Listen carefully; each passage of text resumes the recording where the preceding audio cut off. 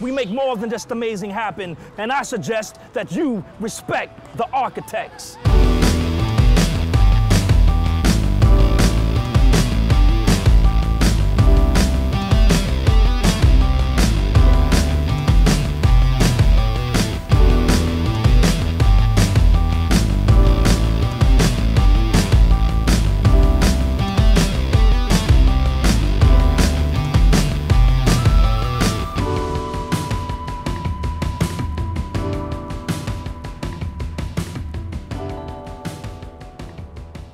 Je m'appelle Kevin Couliot, je suis le co-réalisateur du documentaire Doing It in the Park et photographe aussi de basket depuis plus d'une dizaine d'années.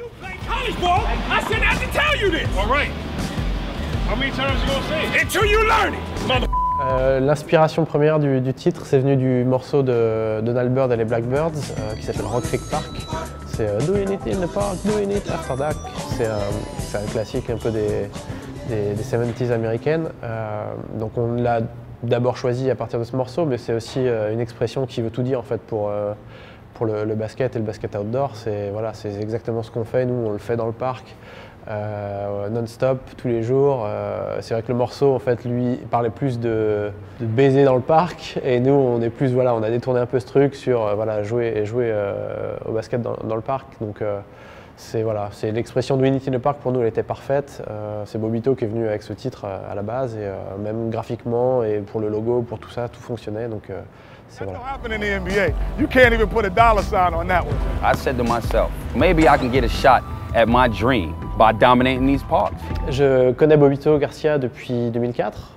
On s'est rencontrés via le magazine Bounce en fait. Il était le rédacteur en chef et le cofondateur de ce magazine qui était spécialisé sur le basket de rue. Et moi je commençais à faire de la photo sur le playground à Nantes là, avec mes potes et je lui ai envoyé des photos, il a commencé à les publier et ainsi de suite. J'ai couvert des événements playground un peu partout en Europe et aussi à New York et ils ont commencé à publier mes photos. Et donc ça fait depuis 10 ans que je documente la scène playground à New York, je fais de la vidéo aussi là-bas. J'ai fait une première vidéo en 2009 qui s'appelle Art and Soul of New York City, qui a pas mal marché. Et Bobbito avait vu cette vidéo, il était aussi dedans. Et suite à ça, il m'a proposé de partir avec lui en juin 2010 sur un documentaire sur le 21 en fait, qui est ce jeu spécifique qu'ils ont à New York où c'est toi, tu es tout seul contre le reste des gars sur le terrain. Et moi je lui ai suggéré l'idée de faire un truc un peu plus large. Je voulais couvrir aussi les tournois de basket de New York et le pick-up et je voulais couvrir un peu la culture dans sa globalité.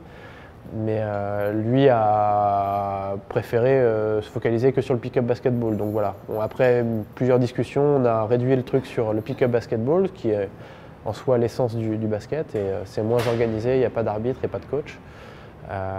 Donc voilà, ces discussions-là. Moi je suis parti juin 2010, passer 3 mois, dormir sur son canapé, j'ai acheté un vélo et on est parti à l'aventure. From kids playing on the street, to tricky ball handling, to inventive shooting games, to the slang. Je suis arrivé chez Bobbito, le lendemain de mon arrivée, on est parti à vélo sur les playgrounds, on a commencé à filmer tout ce qu'on trouvait.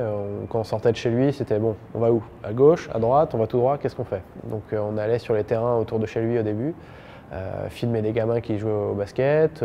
Quand on arrivait sur un terrain vide, on posait le trépied et on se filmait nous-mêmes en train de jouer un contre un ou même on jouait contre les gamins. Et après, pendant ces premières semaines, on a établi une liste de personnes qu'on voulait interviewer et on a réussi à avoir plus de 60 personnes sur 2 étés consécutifs. Même pas, sur le premier été, on a eu les 60 personnes qu'on voulait. Voilà, ça s'est vraiment fait de manière hyper intuitive. Bobbito, c'était plus l'intervieweur qui faisait le contact avec des Pee Wee Kirkland, des Kenny Smith, des Dr. J, des choses comme ça. Et moi, je m'occupais de filmer, cadre, faire la photo. Voilà, tout le travail de directeur photo, c'est moi qui ai géré tout ça.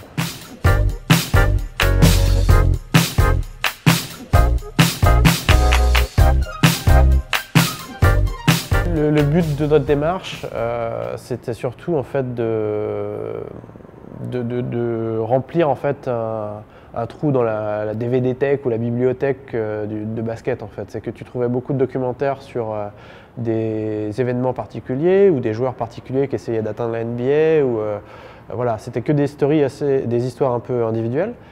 Et t'as jamais un documentaire qui reprenait la culture et qui expliquait la culture du basket dans sa globalité. Donc c'est ce qu'on a voulu faire avec Doing It in the Park, c'est montrer ce qu'est la culture basket, ses codes, son langage, que ce soit aussi code vestimentaire, les terrains, vu qu'on est quand même sur l'essence du sport, pour nous c'était quand même outdoor et à New York parce que voilà, c'est la mecque du basket sur la planète. On voulait quand même montrer la richesse des terrains et la variété des terrains à New York, l'histoire de certains. Les personnages comme Earl Manigault, Pee Wee Kirkland, le basket en prison, le basket féminin. Voilà, montrer vraiment une culture dans sa globalité. Après, que le film devienne un classique, c'est génial, mais pour l'instant, ça fait que 3 ans que le film existe, donc c'est sûr qu'on est hyper content que les gens nous comparent à des Wild Style ou des Style Wars et des choses comme ça, mais on en reparlera peut-être dans 10, 15, 20 ans, je sais pas, on verra si c'est un classique. On n'est pas à l'abri que quelqu'un refasse un autre documentaire sur le basket. Mais après, moi en tant que Français, ma démarche aussi c'était de montrer à tous les gens qui pensent connaître le basket new-yorkais, parce qu'ils sont allés une fois à New York ou qu'ils ont vu West Force une fois ou Rucker, que c'est beaucoup plus large que ce qu'ils croient en fait, et que notre vision du basket est un peu aussi réduite en Europe. Ils ont une vision quand même très récréative du sport là-bas que nous on n'est pas trop comme ça, et puis on ne jure que par le basket pro, le basket NBA. Donc, et puis au-delà de ça, c'est aussi pour tous les gamins aux 4 coins de la planète qui puissent découvrir au moins ce qu'est New York, quoi. Ceux qui n'ont pas la chance de voyager à New York, c'est voilà, au moins voilà, découvrir un peu ça, quoi.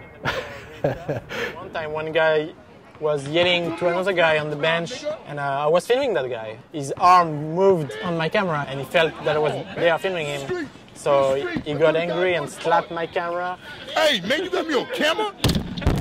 Les plus grandes difficultés qu'on a rencontrées sur Doing It in the Park, c'est pas tant au tournage. J'ai envie de dire que le tournage s'est passé un peu de manière hyper simple. On a passé 75 jours à jouer au basket, à filmer, voilà, à se faire plaisir, à rencontrer des gens tous plus incroyables les uns que les autres. Mais la plus grande difficulté, c'est quand moi je suis rentré à Paris avec les images et qu'il a fallu monter tout ça, parce qu'on n'avait rien écrit. On n'avait pas de synopsis, on savait à peu près ce qu'on voulait montrer, mais rien n'était structuré. Donc c'est quand on est passé en salle de montage avec mon frère David qui était le monteur, là on s'est un peu arraché les cheveux parce que voilà, on n'avait toujours pas écrit de synopsis quand mon frère était en face des rushs et de la timeline. Twice, you know, representing France. Dylan, Youssouf Fofana, d'Obama, à la brasse de Loana, de Nana et l'heure. Mon meilleur souvenir, c'est Rikers Island, parce qu'on a passé une journée dans la prison à filmer des détenus. Ce qui était marrant, c'est qu'ils sont venus nous chercher chez Bobito avec un van, avec les sirènes. Les gardiens de la prison sont venus nous chercher, voilà, et on a grillé tous les feux rouges pour aller à Rikers Island. On était vraiment comme si on s'était fait arrêter. Et on arrive là-bas, il y a tous les signes avec pas de caméra autorisée, pas de photos, machin. Et nous, on rentre avec tout le matos, trépieds, les trucs, les 5D.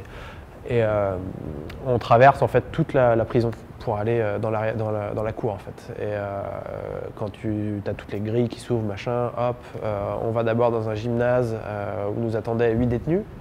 Et là, tu as le gardien qui arrive avec un sac poubelle rempli de chaussures en fait. Et c'était toutes les Jordan et les Nike que les joueurs allaient utiliser parce qu'ils ont tous la même chaussure habituellement.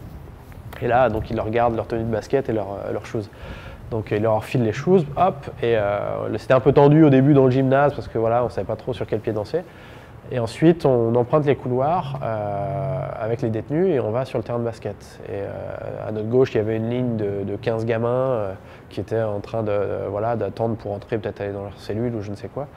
Et ce qui est intéressant à Rikers, c'est que la majorité des détenus, c'est des gens âgés de moins de 23 ans en fait, pour des délits mineurs, et c'est une prison un peu de transition. Donc voilà, déjà ça c'était un peu étrange de voir que des enfants dans une prison, ça faisait vraiment bizarre. Et on traverse la cour, on passe sous les barbelés et on arrive sur le terrain de basket. Tout était vide et il y avait juste cette espèce de dôme avec des détenus à l'intérieur en fait enfermés. Et on a commencé à jouer au basket avec eux.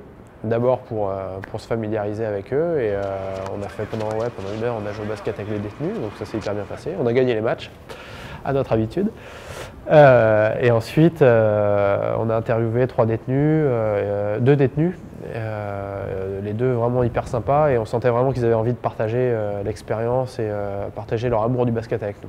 Et ensuite, on a interviewé le gardien et voilà, c'est vrai que c'était hyper enrichissant de voir ces mecs-là parce que voilà, ils ont peut-être que 2 heures de basket par semaine et ils arrivent à être hyper forts, hyper talentueux sur un temps limité. Ils jouent moins basket que toi et moi ou que tous les gens qu'on connaît et voilà, c'est des morts de faim quoi. Et tu sens qu'ils ont vraiment cet amour exacerbé pour le basket que nous on peut peut-être prendre pour acquis des fois.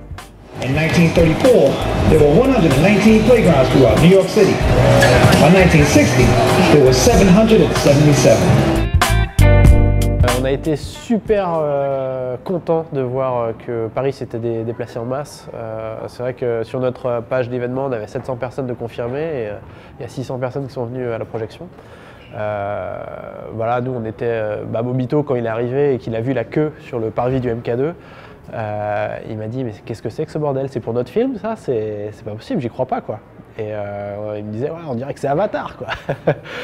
Et donc du coup voilà, lui était hyper surpris, hyper content qu'on ait réussi à organiser tout ça et surtout que ça s'est fait en 1 semaine et demie, 2 semaines. Voilà, donc on était hyper fiers et c'est vrai qu'une fois arrivé dans la salle, le fait que les gens nous applaudissent quand ils ont entendu nos noms et qu'ils applaudissent à la fin du film, voilà, on a eu un super accueil, on est vraiment hyper contents et on ne s'attendait pas à ça. Connaissant le public parisien qui est toujours un peu délicat. Et pourtant il n'y avait pas que nos amis dans la salle. Et donc voilà, non, on était hyper contents et on espère qu'on pourra reprojeter le film à Paris et ailleurs en France quoi. Parce qu'on a réussi à avoir des petites sorties en salle indépendantes aux États-Unis et je pense qu'à Paris, si on avait peut-être une semaine dans un petit MK2 par exemple, avec 150-200 places, on peut remplir facilement le cinéma, je pense. Mais c'est tout là le challenge parce que dès que tu sors ton film en ciné, ça demande du marketing, des thunes et voilà. Donc c'est une autre histoire.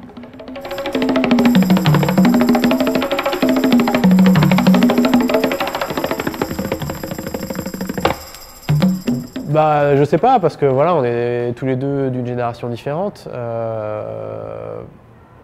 Je sais pas, après, faudrait peut-être jouer ça sur un terrain neutre pour savoir.